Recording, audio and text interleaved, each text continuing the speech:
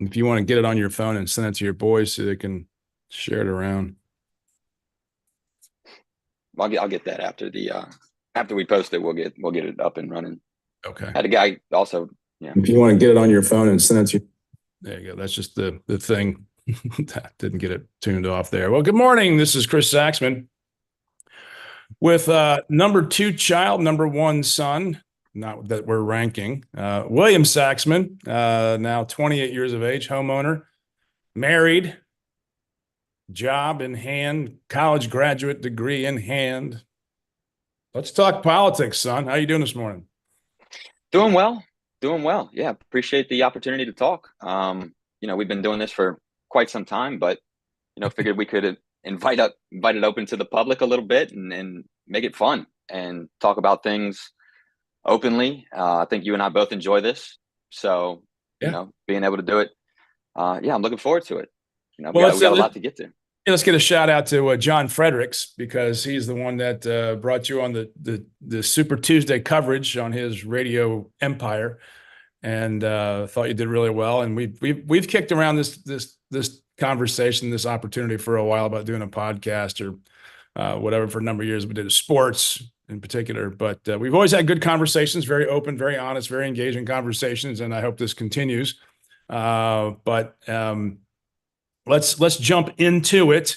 Your boys, if you will, had some questions we wanted to jump into, but first let's take a little jump back and look at Super Tuesday results. Donald Trump clearly won the night, even though he didn't win all the states that they had hoped to win, and he did a little bit better than he had been in previous primaries or nomination contests relative to the polling going into it.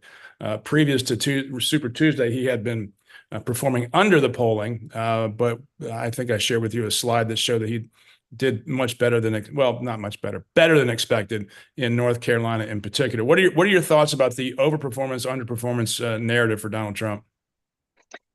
I would count it as an overperformance. I thought that the margins in some of these states, especially in the open primary states, was pretty significant. And I don't know if that had something to do with Nikki Haley just not getting much enthusiasm behind her, but what reason did you really have to show up to the polls? That's why I didn't really want to look too far into the turnout numbers, because I feel like it was a foregone conclusion heading into last week.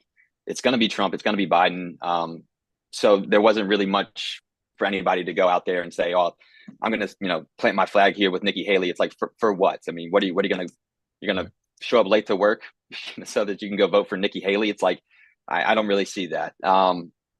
So yeah, Donald Trump walked away with it.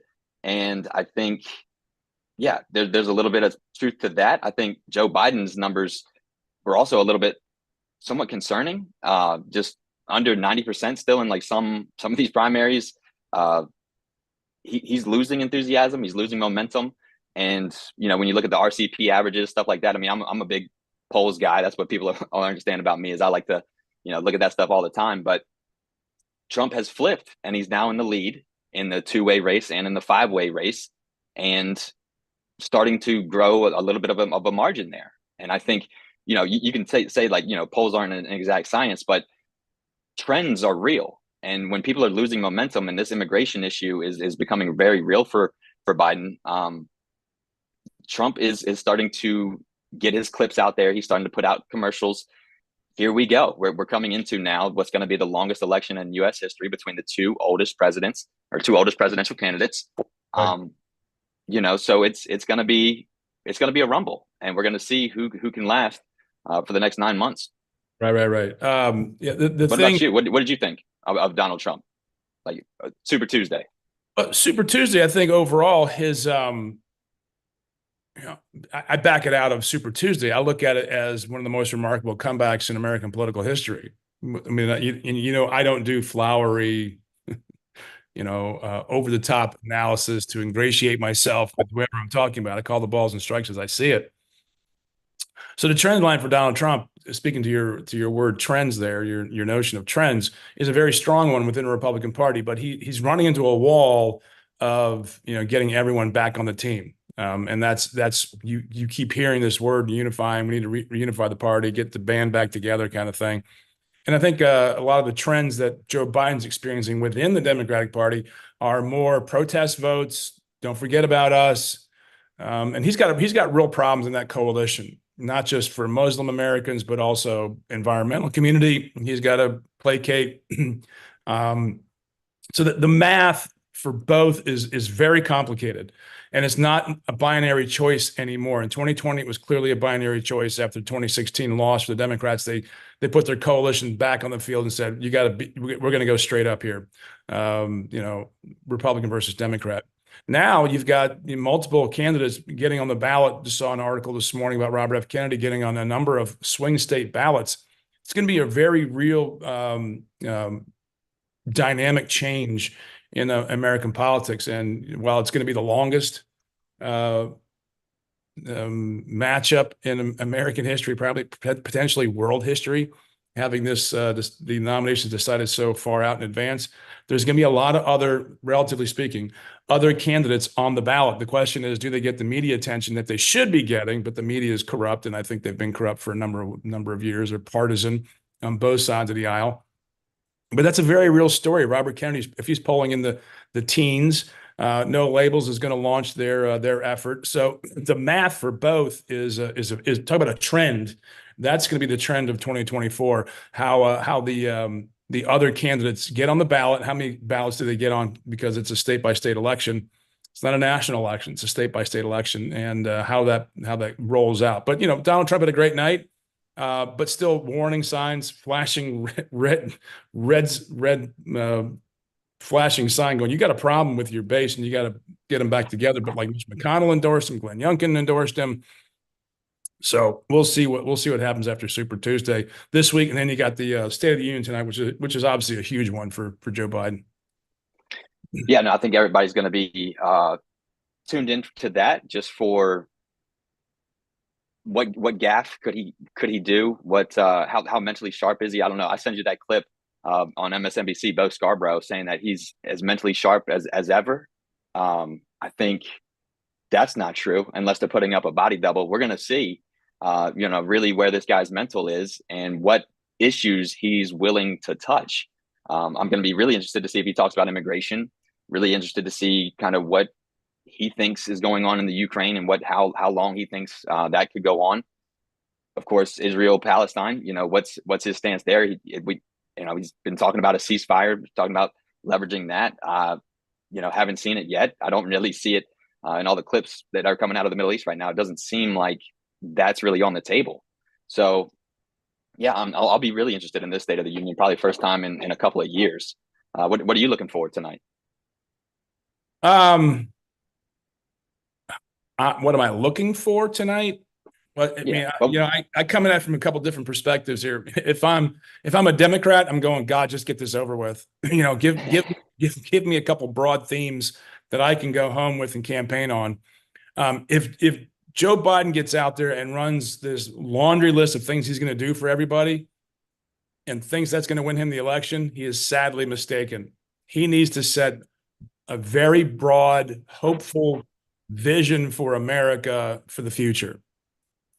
If he doesn't do that, he's going to default to being old Joe Biden, just coming up with, the usual, politician laundry list. I'm going to buy the election by giving you everything you think you need. And there's just not that feeling in the electorate anymore. There's not like, oh, we're going to get X, Y, and Z from Joe Biden, and things are going to be so much better. I don't think that is the theme for 24 for Joe Biden. He's got to get out there and show that he's a strong leader. He's got to show that he can govern effectively. He ran on uniting the country. He hasn't done it. I think he has been a failure based upon why he ran in the first place.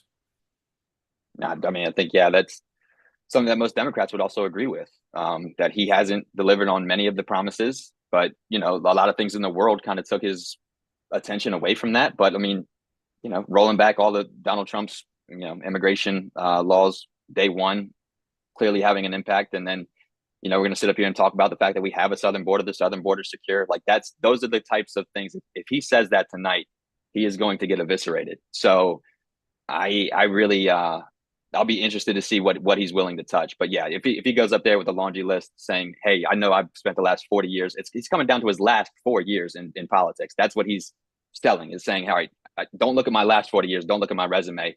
Here's the hope. Here's the future." That'll be really interesting spin zone for him and his writers. So I'll be I'll be tuned in.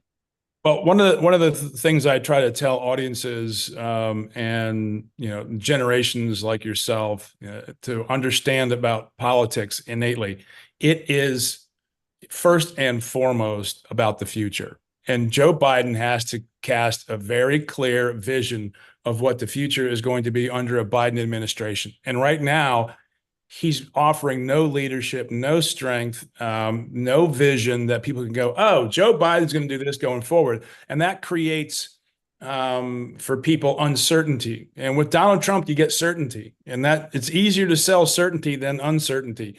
And that dynamic is got to play out. And whether you agree with Donald Trump on his issues, he's going to try to get some things done, and we know what they are, especially relative to immigration, and that's one of the number one issues, one of the top issues in the country today. Let's jump into some of your questions that some of your guys have, so we can make sure we get them taken care of too.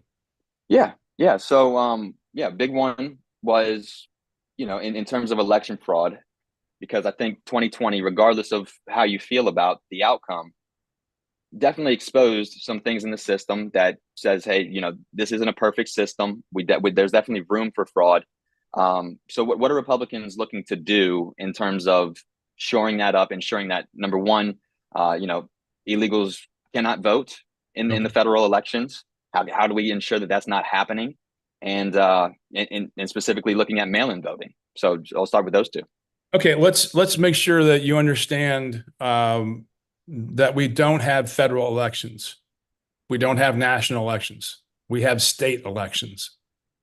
Every election is run by individual states with individual laws. That's when we talk about ballot access. It's very difficult to run for national office because you have to access the ballot in 50 different states, and there's 50 different parameters, 50 different set of rules and regulations to get on the ballot.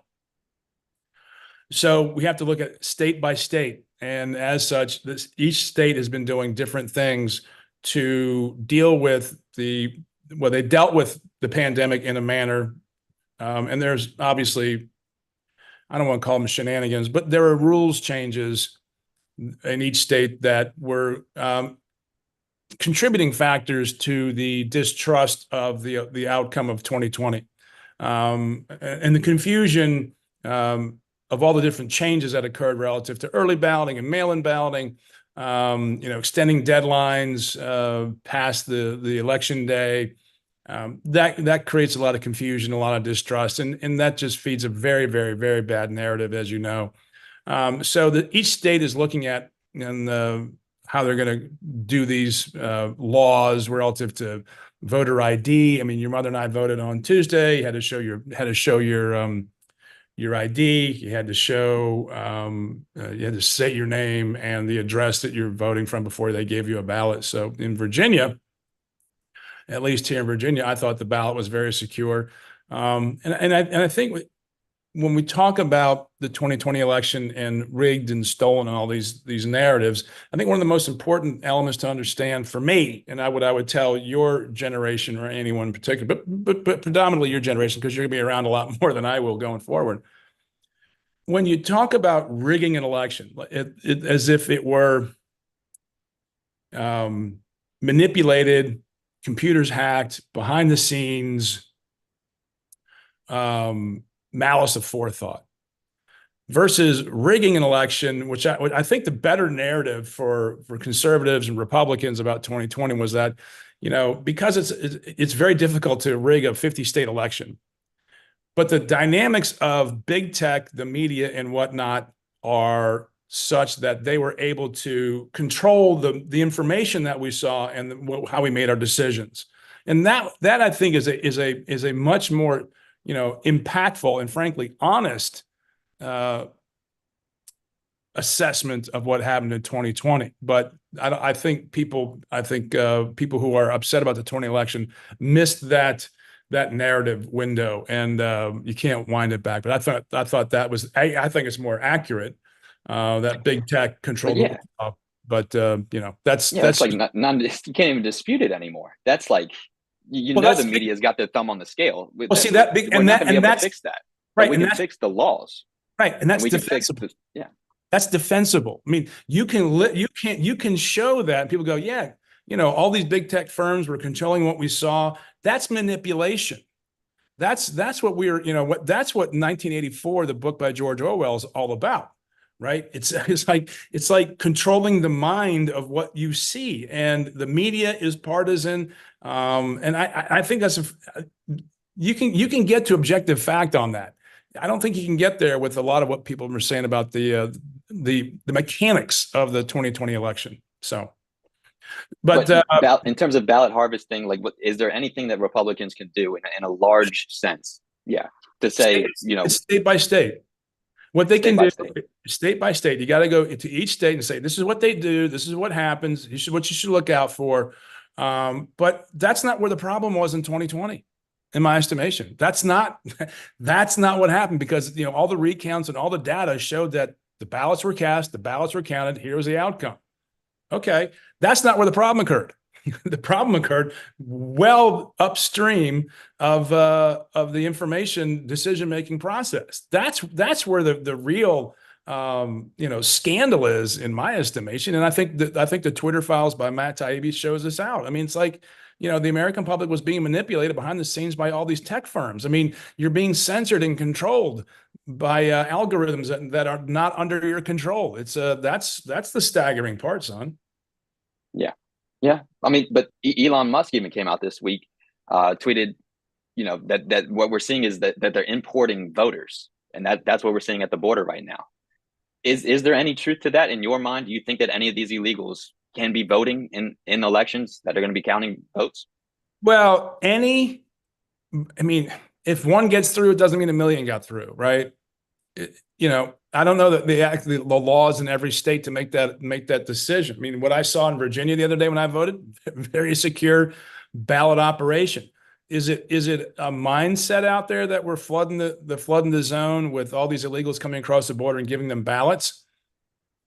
It's a problem, and there are localities that do have and do allow illegal residents to vote in elections. I think that's abhorrent. And Yeah. that's something that, again, it's state by state, locality by locality where the fight actually occurs. I think federal funding should be cut off from cities that allow non-citizens to vote. I mean, that's just, I don't get that. I don't get how you can allow people in a locality to vote who aren't legally there. I don't get that. I'll never get that. I don't understand it. It's just not, and that's something that people should be running on, versus some of the more fictionalized options, realities of this stuff. Okay. All right. And that pretty much covers that. Let me see. I believe we had one more. How do you think McConnell will use his resources in the upcoming senatorial elections? I mean, he's staying in until November. Kind of, I could start with why? Why not step away now? Why not step away 10 years ago? We're No, not going to get into that. his term runs through 27. He's here for a Well, while.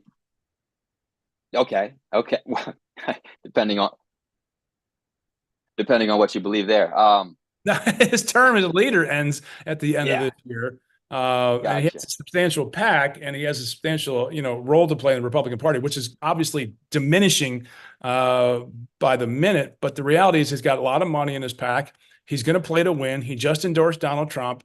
Will he endorse candidates that he probably wouldn't prefer, like Kari Lake out of Arizona? Yeah, he's going to help him out, but they have to be in a position where they can win. He's not going to, flush money down the toilet just because they're Republican. They have to be in a position to win, and that means basically being within inside the margin of error when allocation of money comes, and that's politics. That won't change.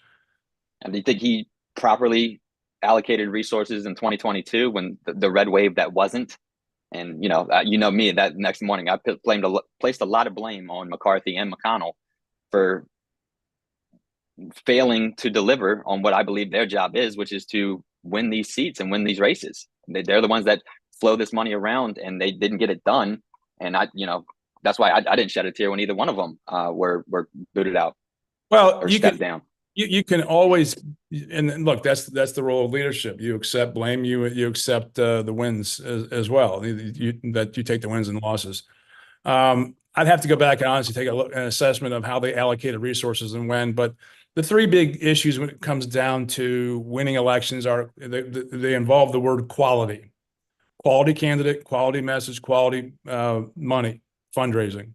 And I think you can make a case that they didn't have the best team on the field to fund in 22.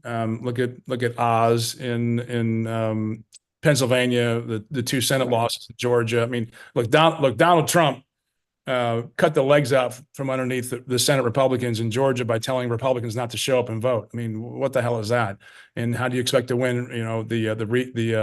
The runoffs there.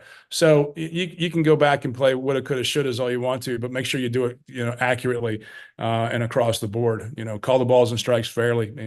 I mean, Trump's involvement in the 22 midterms, I think, had more to do with the losses than McCarthy and McConnell. Yeah. Okay. But look, you put up bad candidates, they're not going to perform well. I mean, Yeah, but we've talked about this. Bad candidates show up in areas where there's a lack of leadership, and for Oz to be the guy that came out of Pennsylvania, like that's where the McCarthys and McConnells have to come in and run these primary races, right? Like get it done. That's not I don't really necessarily. care how you get it done. Well, look, That's where I'm at in my political career. I understand that there's more to it. It's more intricate than that, but it's no. your job to get it done. Well, part of that job is getting the former president not to endorse certain candidates along the way, which gets their supporters out and which tips the balance in the nominations. And that's where, we can go back and take a look at this on, the next time we come together and take a look at some of the candidates they came up with. But look, the 2022 midterms were, I think laid at the feet of Donald Trump. And he suffered significant losses in the 22 midterms. And, that's where people are focusing the blame. It's not like, I don't think it was on McCarthy and McConnell as much as it was on Donald Trump. And, Right.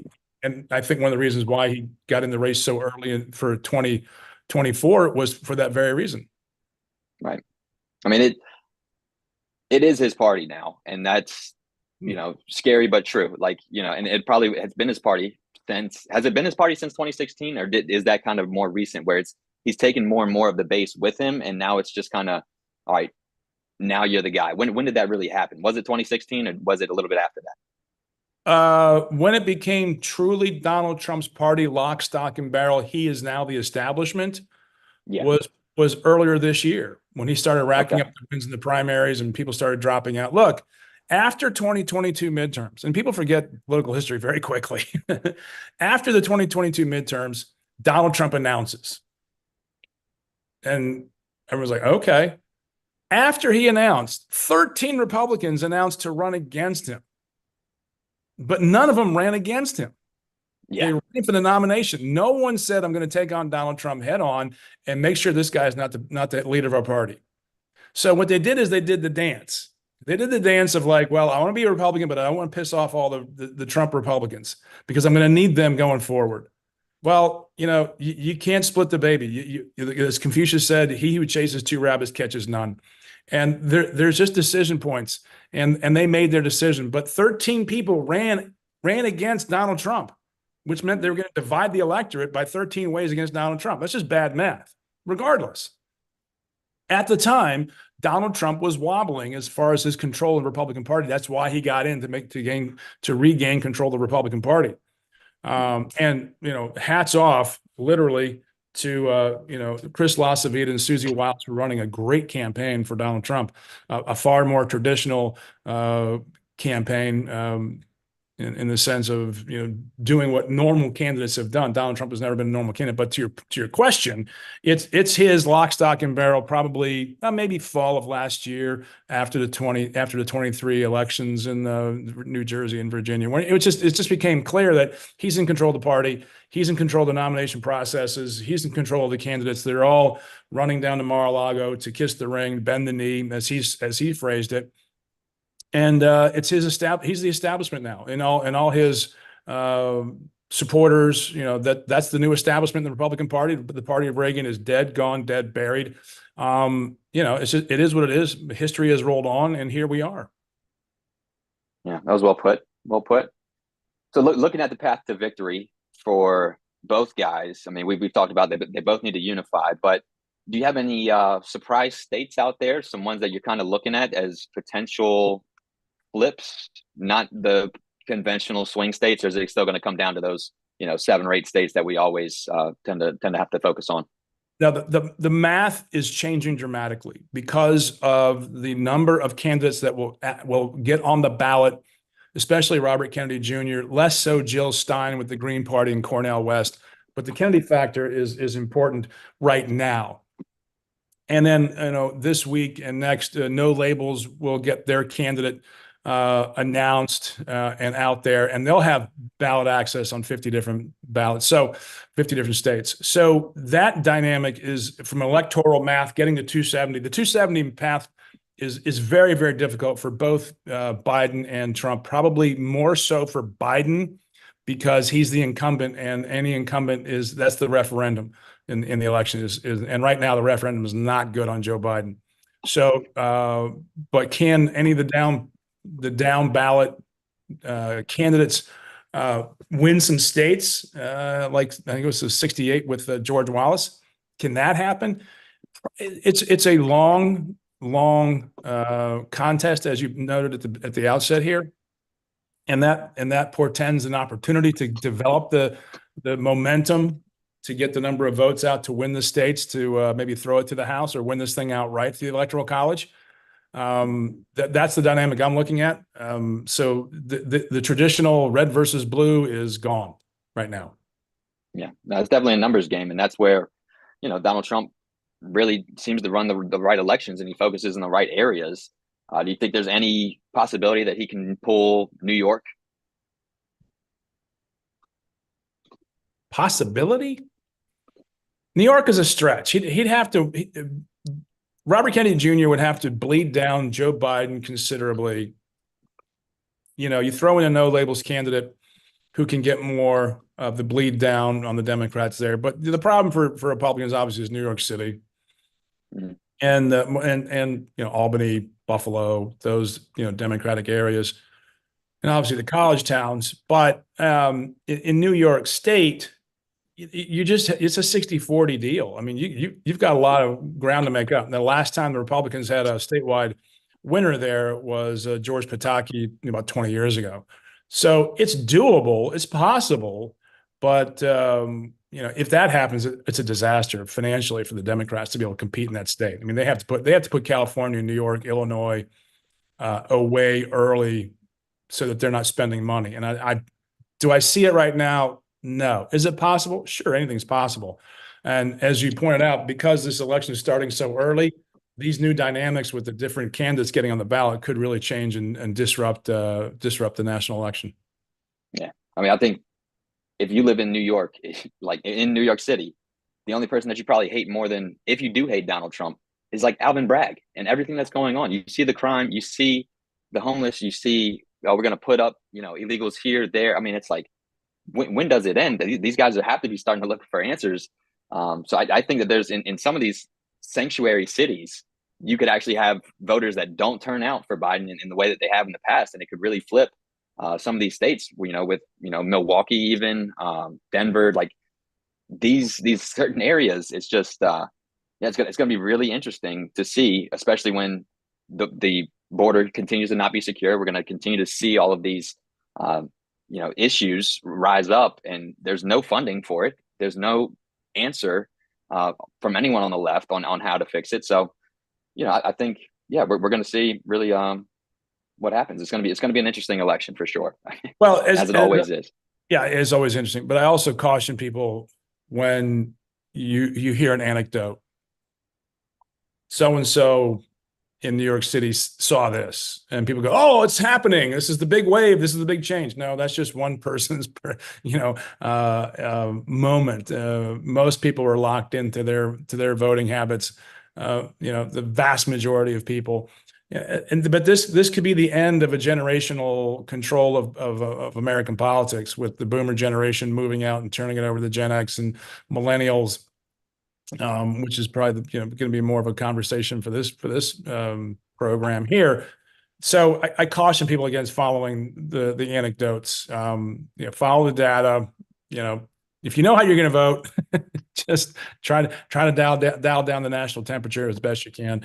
But yeah, this is the reason why to your point, the reason immigration is the number one issue in the country right now is because people are experiencing it all throughout the country. Because, frankly, Governor Abbott and Governor DeSantis said, here, you need to understand this, and said, we're sending you these people, go deal with it. And people were like, oh my God, what the hell is going on? And like times 1,000 at the border. This is not immigration. This is invasion. It's a literal invasion when 2 million people cross your border. There's no way to get around this. And for Democrats to go, what are we going to do here? You got to step up. And this is a real problem, and you're going to lose the national election because of it. No one's talking about how great the stock market is doing, or how good unemployment is, or how much inflation is coming down, or where gas prices are where they used to be. The fact of the matter is, you get these stories being told out there because some of these immigrants are doing bad things in local neighborhoods, like this Laken Riley down in Augusta, Georgia, or Athens, Georgia. We had another incident here in Virginia. Those are real stories that penetrate the psyche of the American voter, and you can't get away from that. And you got to go deal with it. That's why, Joe Biden went down to the border to say that to show he's interested in it. But where's the border czar? Kamala Harris. No, she's not there. They thought they had this under control. They thought they were going to tap dance around this thing. And it's a very real, very dangerous issue politically. Yeah. Especially when 168 billion goes to the Ukraine over the last couple of years, which would have built the wall that we didn't have the money for 6 times over. And when you start to look at the numbers like that and you go, all right, where are our priorities? We can't even protect our home. Like you said, we're having an invasion go on, but we still can send all this money all across the world, all this aid. It's a tough optic. And I understand that we have to do that in some cases, but don't tell me that we don't have the money for the wall, and then we all of a sudden have the money for other people's walls and we protect other people's borders. That's a talking point that you just can't get away from right now. No, and it boils down to this very simple phrase: either you support sovereign borders or you do not. And you have to apply the principle to Gaza and Israel, Russia, Ukraine, United States, and the southern border. Wherever it is, if you don't support sovereign borders consistently, and I think you can do it consistently, you can support the Ukrainian efforts for self-defense. You can support Israel's self-defense. You can support an American self-defense here. There's a principle there that everyone can go, yeah, that's worth investing in. That's worth the expenditure. But for your generation, and I want to make sure that you all understand this. This is a relatively small amount of money compared to what's coming down the pike for Social Security and Medicare, for entitlement reform that has to occur this year. Interest on the national debt will exceed defense and Medicare spending, and it's your generation. And our generation is going to be called to help you out with this, but your generation is facing that very real horrible situation, and we're gonna have to find some solutions to get out of it. All right, maybe that's something that we could talk about next time. Well, we can talk about that for a long time, but we'll do that next time. Great, always enjoy our conversations, and I'm sure you got to get back to work, and I'm sure I got to get to work. So I've really enjoyed this, son, and we'll do it again real soon. Okay. Okay. Yeah. Awesome, man. Talk to you later.